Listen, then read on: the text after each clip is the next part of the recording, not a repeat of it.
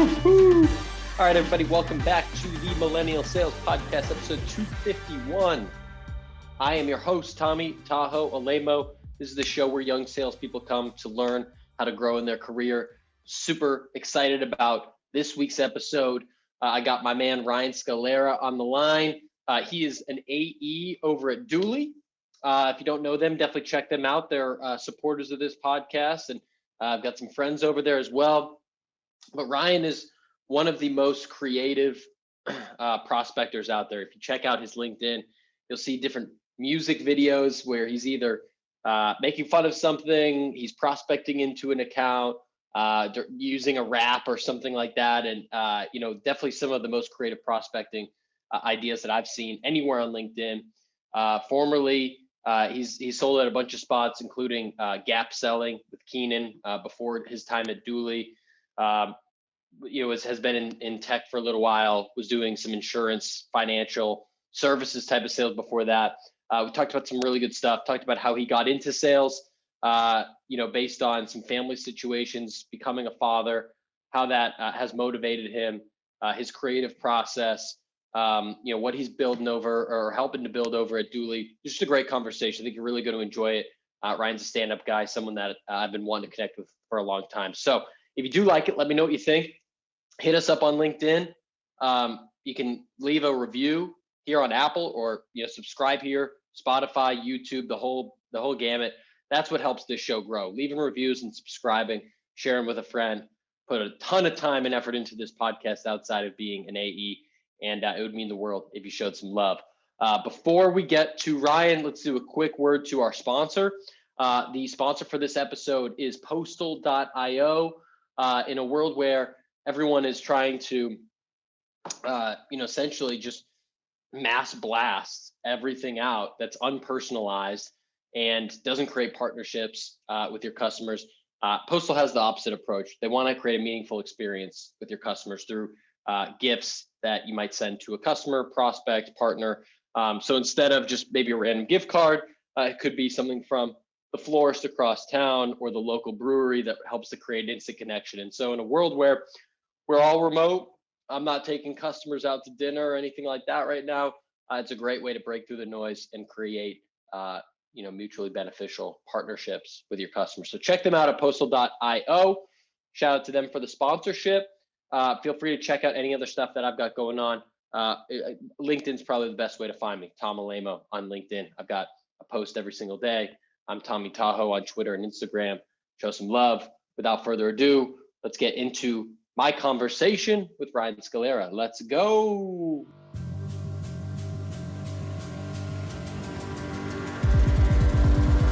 All right, Ryan, welcome to the podcast. Good morning. How are you? I'm doing good. Thanks. I'm glad to be here.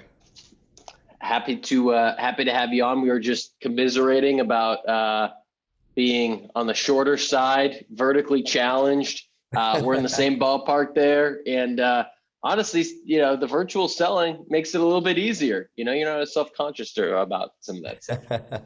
Oh, I'm not self-conscious about it. I'm fine with it. But it is funny that we have this like cloud of mystery of what we're actually like in person. Yeah. I cannot wait to meet the people that I've interacted with over the past year. Now that the world is opening back up, I feel like I've made a lot of friends through content. Have you met anyone that works at Dooley? Because you started like 6 months ago or so. Nope, I've never met Crazy. any of my coworkers, which is wild to think about.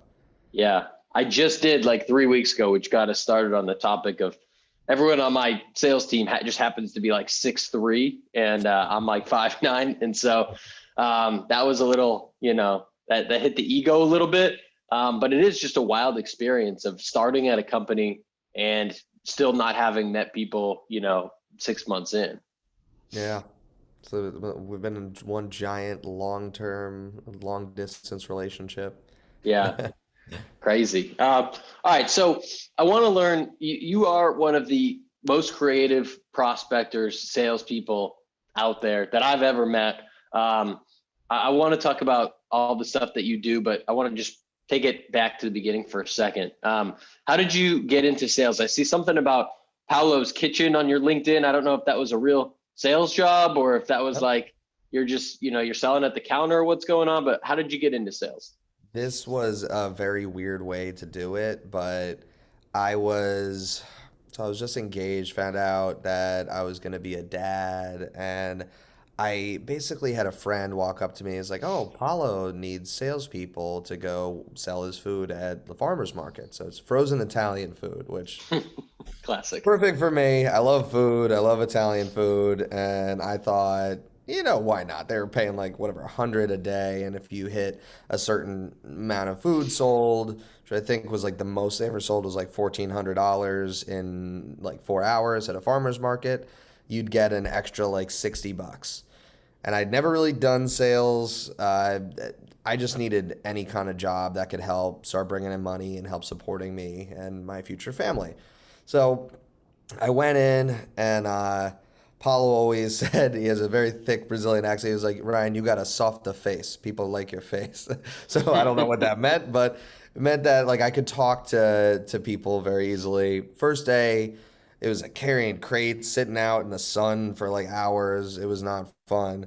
And then I think it was like the second day, someone was just like, don't try to like just sell people the food. Is like talk about the ingredients, talk about what makes it up. So started doing that, and all of a sudden the trays of frozen food just started flying out. And I remember the second day I hit the mark to get the commission. And I was like, oh man, this is kind of fun. Proceeded to become his top sales rep and just go beyond what he was actually having me do. I got them into corporate kitchens. I started going B2B, helping him do catering as well. Really was helping him run his warehouse and his whole sales operation. We were doing like 15 markets a week. And I sold one time like $6,000 worth. So Wow. he just loved me, and he took me to the side and he was like, Ryan, you're a lot smarter than this. One day you're going to sell something way more sophisticated than this. And that message stuck in my ear. I will admit, I went to Paolo's kitchen yesterday and had lunch. So me and him are still buddies. And he's very proud to see that I've grown hustling Italian food trays into a real career. That's awesome. Now, how old were you when this was all going down? I was 20, 21, 20, yeah, about So this was 21. your first like real job. No, so I was an audio engineer, as you can see, like the microphone. Okay. I was an audio engineer. I was in the music industry.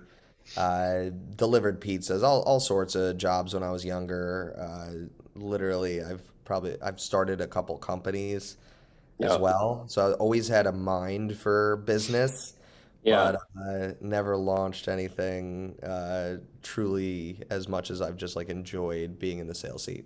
So it was more like you were doing all these different jobs and like maybe trying to make it work as a musician, and then like, shit got real, like with family, and it's like, oh, I need to find something maybe a little bit more stable or something that like has a more consistent income, and then that's how it all kind of landed. Exactly. So I was at Fairleigh Dickinson, and I left to go get my audio engineering certification. I did that. And then when I did not continue to pursue audio engineering, I was like, oh no, I don't have a degree. What kind of job can I get? Yeah. Should I go back and complete my degree? And I was faced with just a decision, take on a bunch of more student debt, which I already was paying off, Hmm. or dive into a way to make money and try to support my family now. I didn't have a safety net I could fall on. So I went after it and it worked out. So Yeah. it's good, but it was scary at the time. Yeah, totally. And then after Paolo's Kitchen, it looked like you got into insurance sales for a bit. Correct. So I went and I think it was just one day I was really frustrated. Like they didn't pay me on something, and I realized I wasn't really paying taxes on some of the commission. It was just like, all right, this is the time where I need to invest in myself. So I went and on my own, funded like my insurance exams and my security licenses, studied my butt off, got really good at learning again. Like I Yep. taught myself how to learn again, which was awesome. And went in, became an insurance agent, crushed it really early on, created a niche for myself with succession planning for business owners. We were doing large insurance policies for buy-sell agreements, and then went independent. So I wasn't part of like a Prudential or anything like that. Did that for a couple years, and it's just such an old industry, and Yeah. there's no room for actual development. I was not being trained on how to sell. It was just a natural thing. So I wanted to go work for people that were smarter than me, that could help me learn and maybe even give me a base salary. So it wasn't 100% commission. Yeah. And I took my knowledge of employee benefits and transitioned that into benefit technology. So Yeah. it was my SaaS jump. There you go. And you mentioned earlier before we started that like one of the things that you focus on is just like making sales fun, and that you spend a long time with it not being fun. So can you tell me a little bit about that? Like what was it, just you just felt like it was just like this monotonous grind and it was just like super, robotic or lifeless, or what was it like? And then like what was kind of the turning point to say, oh, this thing can actually be fun and like I'm gonna treat it that way. So it was like make 500 dials, send emails, knock on doors. I mean, I've even had little jobs in between this where it was like I sold glass bottled milk door to door. I was the milkman. I've done every like grind it out and like my boss following me to the bathroom kind of jobs where they're like, if you're not on the phone, you're useless. That's Um, crazy. it's wild, but it like made me not like sales, and the anxiety was so much. There was also no room for creativity. It was you Yeah. do exactly what you're told to do, and it'll eventually work out with the law of averages. And it just my whatever I forget who it was. It was like hire. I think it was like Bill Gates or Steve Jobs. Hire like the laziest person because they're gonna figure out the most creative way to get the job done Yeah. with less. And that was my mindset in a lot of things. Not that I was lazy, but like I wanted to figure out a cool or more creative way to do things. And a lot of the old jobs I was in just were not about it.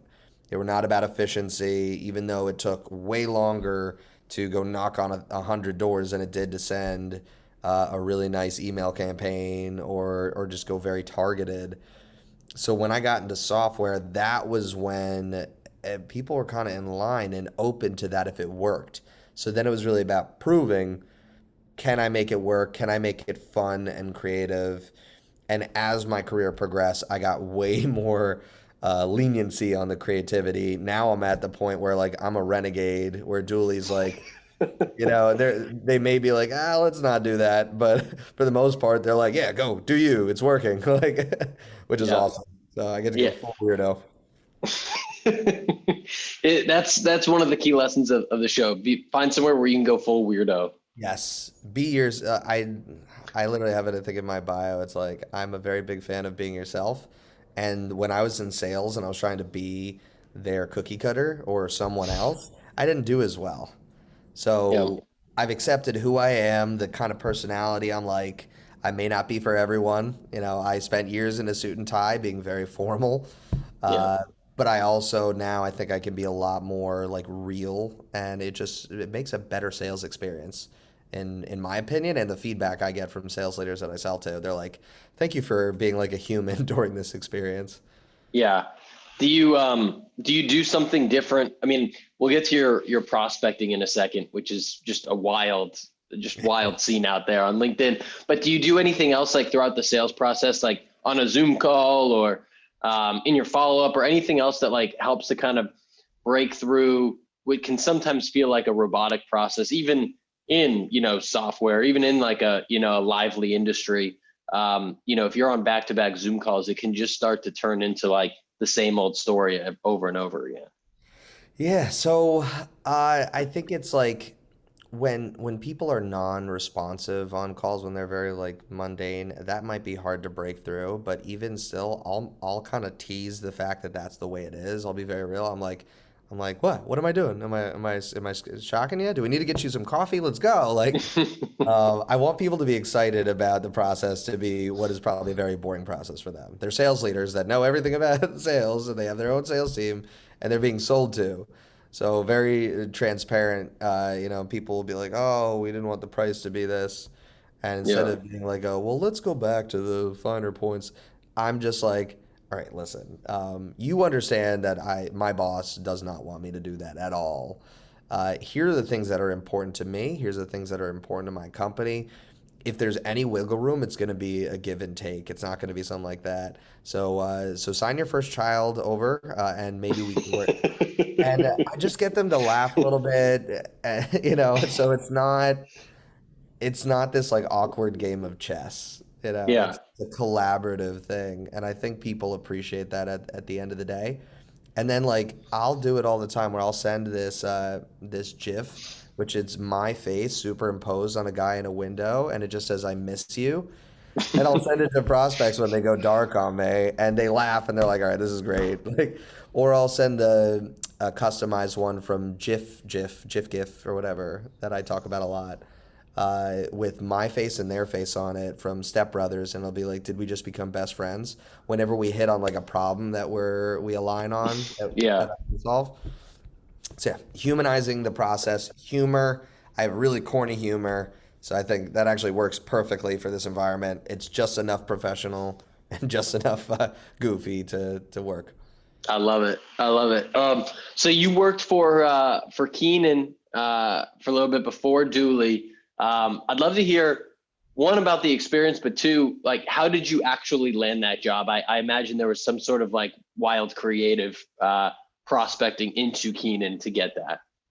So I'd never had a sales training, a real formal one before. I'd read methodologies and a bunch of books and all that, and got a little bits of training coaching.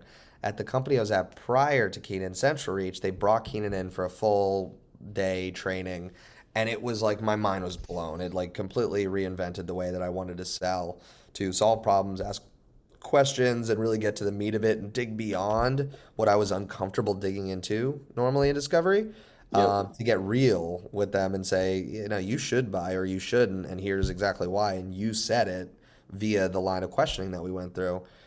So after I got so hyped, after that, my VP of sales made a joke. He was like, that someone should write a rap song about it. Now, nobody knew I did music. No one. Um, so I kind of nodded my head, went home that weekend, recorded a gap selling rap song, and I texted my VP of sales and I said, "Do you mind if I steal the first 5 minutes of Monday morning's meeting?" And he was like, "What is this about?" And I said, "Refer all questions to my agent." And he just like laughed and was like, "Whatever, okay."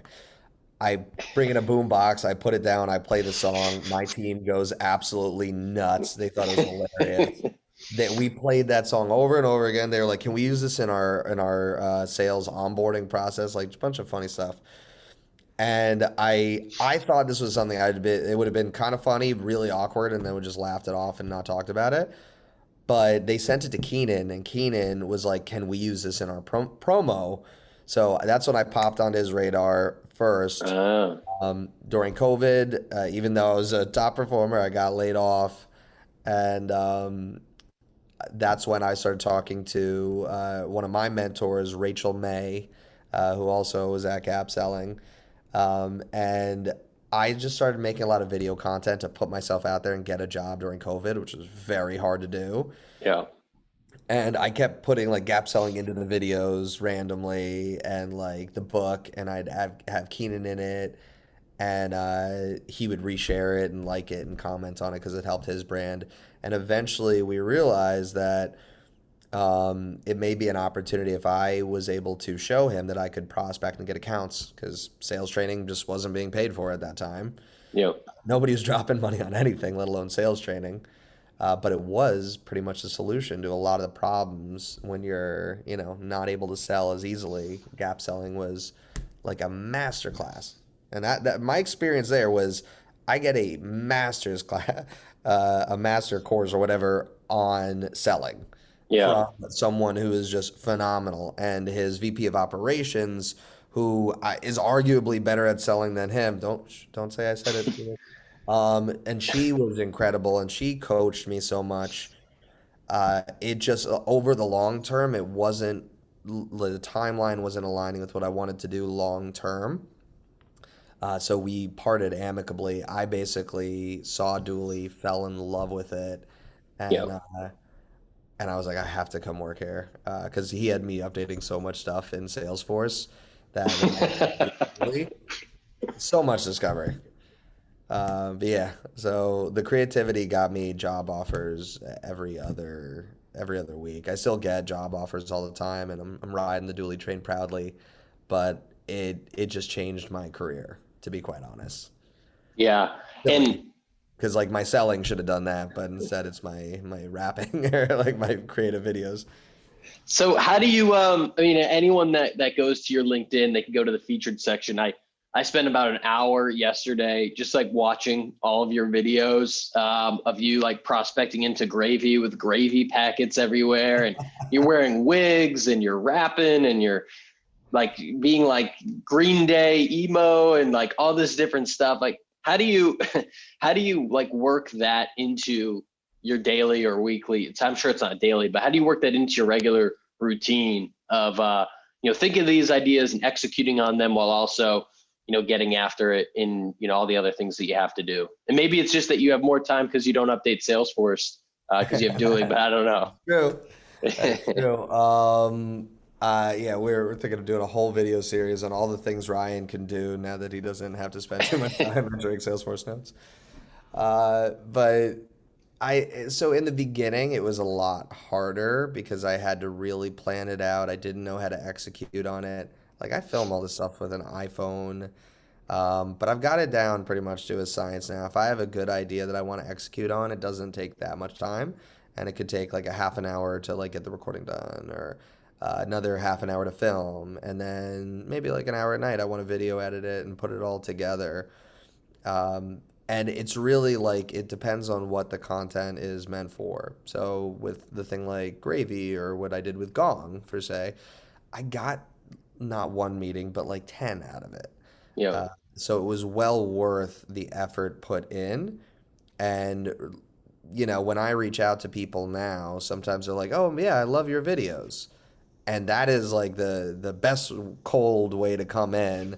Someone actually knows of you. right. That's why the Sarah Braziers of the world just can crush it because they have the dual mix. They're good at selling, and they're somewhat known. They're somewhat familiar, so you're not getting a random SDR. But then again, high expectations. I get people being Yeah. like, "What? I don't get a rap?" I'm like, "You get an email. Come on, don't make me do that." Yeah. If you had more employees, you might get a wrap, or Yes.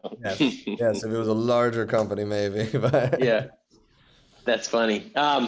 So walk me through. All right, so you have a rap background, audio background. I'm a big hip hop fan myself. I've been known to freestyle from time to time. I'm not going to do it now. It's 7 in the morning.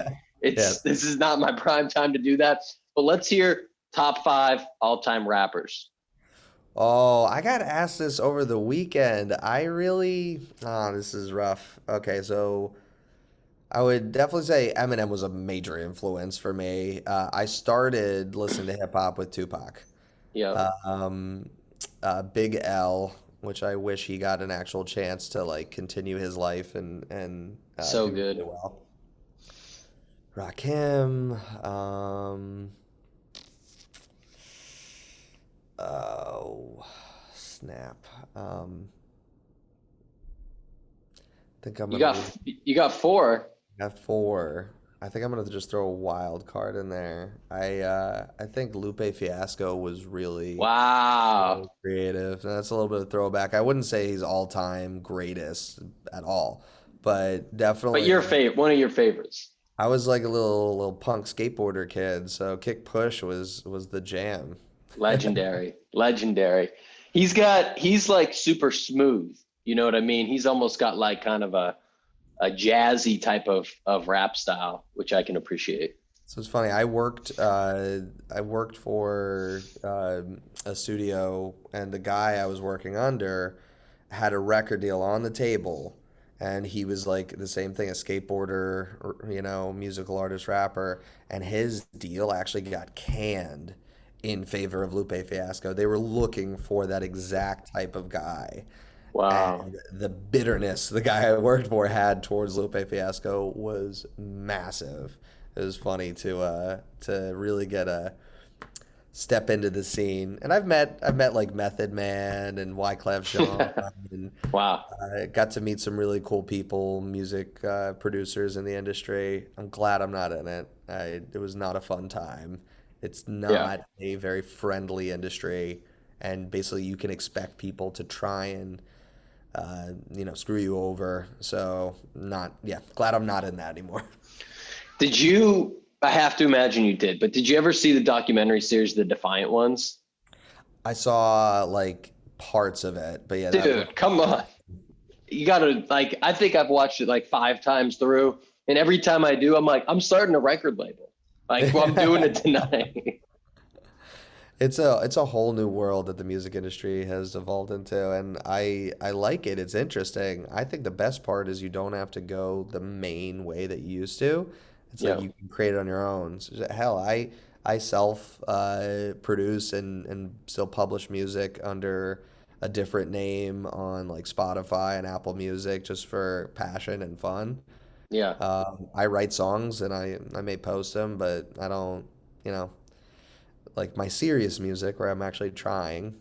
There's a low level of quality needed for sales prospecting, to be quite honest. So I'm just curious, when you create music under your pseudonym, like you create the beats and everything, you do the whole like nuts to bolts, or do you Yeah. do it with someone else? It depends. So I am an audio engineer, but I don't mix my own vocals anymore. I go to an actual studio. I get it done. I like to focus. It's kind of like instead of being a business owner, I like to focus on the sales side. Yeah, And instead of being a full-fledged producer, I like to focus on the lyrics and the song and the vocals. sure. Yeah. So sometimes I'll purchase music that I now have the license to record a song over to. Sometimes I'll produce it myself, but I haven't really produced a full record in a bit. So I really just find like a really good instrumental that I can, immediately click with and go from there instead of doing it from, beginning to end. Do you share your musical name with the public, or is this like you just do it and you don't? Sure, sure. It's Frankie Hope, which is Frankie Hope. my great grandfather's name, who was a musician who performed with Ella Fitzgerald, and Wow. yeah, like really cool Baller. photos. And he gave up music to be a family man, which is why I'm here. And Yeah. I basically wanted to do the exact same thing. So it's Franky and then Hope, which was his stage name. So That's awesome. it's my You heard it here moniker. first. Everybody will hear my hippie music. I'm excited to check it out. So I've got 1 or 2 last questions for you. One, you mentioned at the beginning, really the inflection point of your career and maybe life was getting into sales and starting a family and all of that. However long ago that was. Um, how has that been an inspiration and motivation for you? And the reason I ask is I was talking to Ryan Heafy, who's runs sales over at Qualia. He's a director of sales, and he just talked about this inflection point of he's kind of like actually like a shitty sales rep, so admittedly. And then when he was set to have his first son, like something just clicked in his brain of like, oh no, it's game on, and it totally changed how he handled his business. And I'm just curious how the world of being a dad and starting a family has kind of changed or added a fuel to your fire.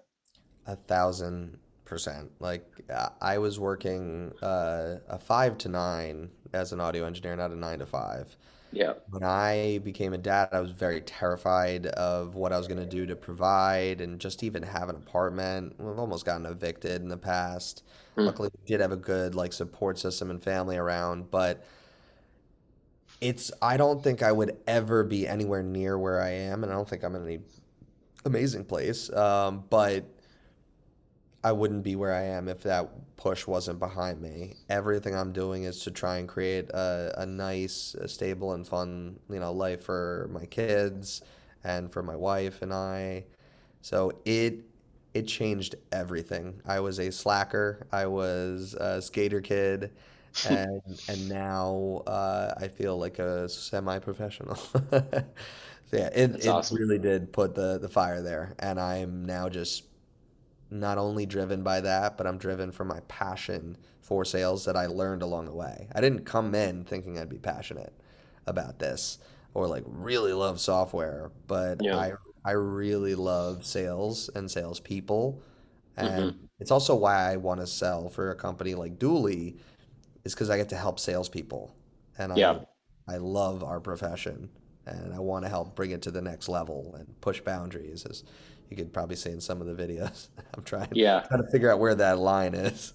Yeah. I keep pushing it. I think we are similar in that regard. It's like, people say to follow your passion, but I also think it works in the reverse of the thing that you actually start working on and get deep into. Oftentimes you start to get more passionate as you get deeper into the process and deeper into the craft. And I feel super similar. That's why I run the show. That's why I work at Gong. It's like all the things that I do lines up with what you just said about kind of falling in love with the craft and wanting to elevate it Well, and get. I have to give a shout out to Andrew Hahn, the CRO over at Form Assembly for this, but he connected me, told me to read Jay Shetty's Think Like a Monk. And I was just like, listening to it again.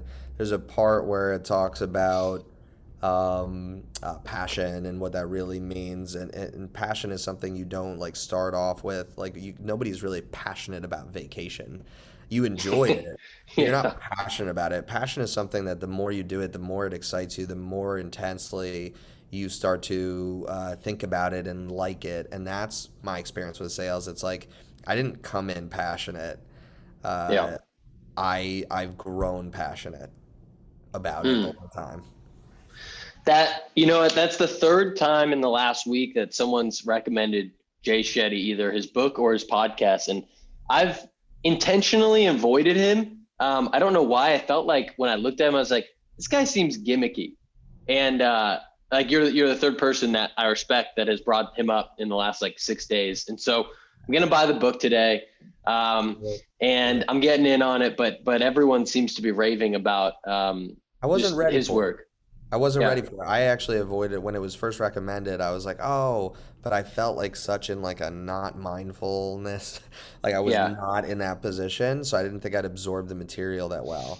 So on my little flight over to Puerto Rico, started really digging in again, and whatever it is, like even if you read gap selling, you get one thing out of it, you're still better off. In this Yeah. case, maybe this will help align you on your mission a little bit more, or maybe you'll get nothing. Who knows? Yeah.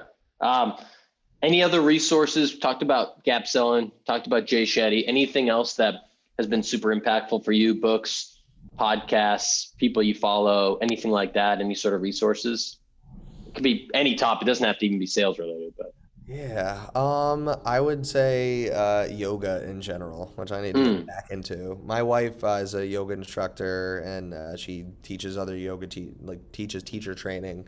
yep. And in sales, we have so much stress and so much the opposite of really how we should function. It's a taxing career, it can be. And I feel like honestly, yoga has been an incredible way to combine the physical with meditation and not want to pull my hair out on a day-to-day basis. So I don't have any like go take this yoga class or read this yoga book, but I have more people in sales that do it. I think we're just gonna have a more relaxed environment. Well, maybe we'll do away with quotas eventually. We'll get the directors in on it. Yeah, we'll both tag our bosses in that and see if we Yeah. can Oh, and since I'm spearhead. wearing this shirt, I'll just shout out RepGenius and Jared Robbins' wonderful organization that helped me meet a lot of amazing people. Shout out to Jared. Any takeaways from RevGenius just in general, like just the community of meeting everyone, or anything in particular that has been impactful for you? It's been an incredible thing just to watch. I think me and Jared were almost in the exact same position of unemployment and not sure what to do. Yeah. And I think that one thing that it taught me is that we all came together, especially as sales community. Everybody was out there trying to help, talk, network, and he's built into this incredible machine. And now, he's gonna scale it and do whatever he's gonna do. But I think there's probably way more stories about people that gained some sort of benefit, met someone, connected to more people through that than anything that's going to benefit him directly. And I think that that's a beautiful sentiment to like build the community first. A lot of companies, including Gong, including Chili Piper, Dooley, we're all trying to build communities and connect to the sales community before really peddling product or white papers or anything like that. So Yep. yeah, I think it's a really special thing. Yeah, that's awesome. Anyone that can better others and that, ultimately obviously betters them, but kind of focuses on others first, I have immense respect for. And I think just things work out for those types of people in the long run. So shout out to RepGenius. Ryan, this is a blast. Any last parting words? And then obviously where is the best place for folks to check out you, connect with you, binge your videos, etc.? LinkedIn, always the best way to connect with me, find my videos. If your sales team wants to do less data entry, ryan.scalera@dooley.ai. How you doing? And then ultimately, like, I want more people to start figuring out how to be themselves at work and in sales and have a little humor. I know that you feel this pressure that it's like, well, I can't do that, or I'd be too afraid, or my manager wouldn't like that. You'd be very surprised, especially if you do well at your job. You can start to create that flexibility for yourself. Gong is an amazing example of a bunch of individuals that have all created something amazing beyond just Gong itself, the product or the brand. Like, there's a bunch of incredible people, and they got, someone like yourself coming in here too. Figure out how to have fun with it, figure out how to be creative with it, even if it's just a little bit. And yeah, the sales profession becomes a lot more enjoyable after that. Yeah, have a lot more fun. Well, Ryan, I appreciate you coming on. Loved your story. Everyone go check him out on LinkedIn, give him a shout out. And otherwise, we'll be back with another episode next week. Thank you for having me. This was a lot of fun. Great connecting, Tom. Yeah, thanks, Ryan. What's up, everybody? Thanks for checking out that podcast. Happy July to you. Would love if you took 22 seconds and hit subscribe wherever you're listening or watching this. Apple, Spotify, YouTube, your favorite podcast player. And be sure to check out some of my content on LinkedIn. I'm Tom Alemo. And on Twitter and Instagram, I'm at Tommy Tahoe. Have a great day. Make it legendary. Peace.